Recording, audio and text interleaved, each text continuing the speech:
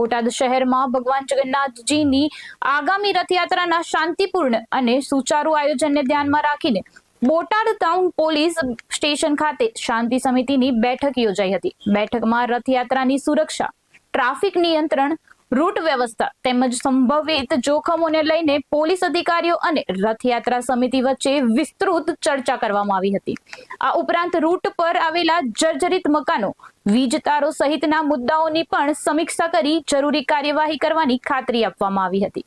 બેઠકમાં સામાજિક, ધાર્મિક અને રાજકીય આગેવાનો સહિત મોટી સંખ્યામાં નગરજનોએ હાજરી આપી રથયાત્રા સફળ બનાવવા સંપૂર્ણ સહયોગની ખાતરી વ્યક્ત કરી હતી। જે અષાઢી બીજની રથયાત્રાના તહેવારો છે તેના અનુલક્ષીને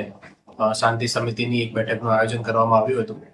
જેમાં બોટાદ જિલ્લા પોલીસ અધિક્ષક શ્રી સાહેબની સૂચના અને માર્ગદર્શન અન્વયે તમામ ધર્મ અને તમામ જ્ઞાતિના રાજકીય આગેવાનો અને ગામના પણ આગળ વધતા આગેવાનો હાજર રહ્યા હતા। આ દરમિયાન પોલીસ દ્વારા જે શાંતિ સમિતિની બેઠકમાં જે પણ ગામમાં કોઈ પણ કમ્યુનલ વાયલન્સ ન ફેલાય અને કોઈ પણ અન્ય પ્રશ્નો બને તે માટે જાગૃતતાથી કામગીરી કરવા માટે અને સોશિયલ મીડિયા પર વોચ રાખવા માટે આગેવાનોને અનુરોધ કરવામાં આવ્યો છે અને કોઈ પણ પ્રશ્નો હોય તો પોલીસ સ્ટેશનનો સંપર્ક કરવા માટે પણ અનુરોધ કરવામાં આવ્યો છે અને તમામ આગેવાનો દ્વારા પોલીસને ખાતરી આપવામાં આવી છે કે આગામી જે તહેવાર છે તે શાંતિ અને સૌહાર્દપૂર્ણ વાતાવરણમાં